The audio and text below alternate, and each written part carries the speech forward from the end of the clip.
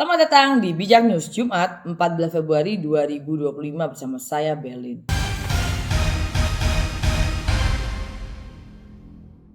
Informasi pertama, anggota Dewan Pakar Apindo Antonius J. Supit menyoroti perbedaan antara politik dan ekonomi, di mana politik jika bermusuhan sebesar apapun terjadi koalisi teman lagi. Sementara ekonomi salah kebijakan sudah hancur bangkitnya lama. Ia menilai kondisi ekonomi real saat ini memang sangat berat, mulai dari zaman Jokowi bukan baru sekarang. Salah satu isu utama adalah tingginya angka pengangguran dan juga banyaknya tenaga kerja yang masih berada di sektor informal. Kalau kita bicara yang formal worker dan informal worker, itu sekitar 60% informal, 40% formal, ujar Antonius Rabu 12 Februari. Ia mengingatkan bahwa Indonesia ketergantungan pada sumber daya alam yang bisa menimbulkan kutukan sumber daya dan disease yang berisiko untuk ekonomi ke depannya. Antonius juga membandingkan kebijakan ekonomi Indonesia dengan Malaysia, di mana biaya hidup seperti harga BBM,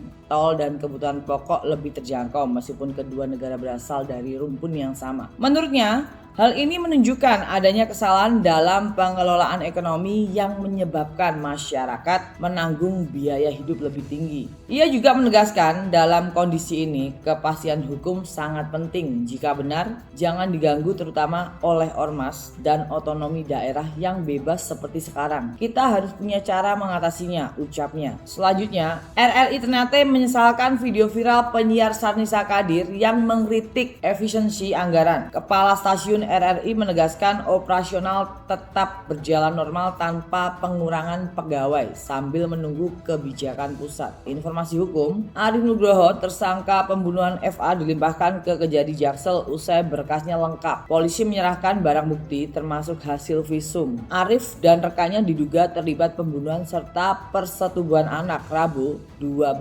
Februari. Informasi selanjutnya, Kades Kohot Arshin memilih fokus pada proses hukum dan tak menanggapi pemberitaan media. Kuasa hukumnya melaporkan sejumlah media ke Dewan Pers atas dugaan fitnah. Mereka juga mengkaji pelanggaran UU ITE sebelum mengambil langkah hukum. Seputar luar negeri, Presiden Turki Erdogan menegaskan komitmen negaranya untuk berpartisipasi dalam pembangunan IKN dengan melibatkan perusahaan konstruksi kelas dunia. Ia juga menekankan kerjasama di sektor pertanian, industri halal, dan ekonomi serta meningkatkan perdagangan bilateral hingga 10 miliar dolar AS Rabu 12 Februari. Sampai bertemu lagi di informasi bijak berikutnya.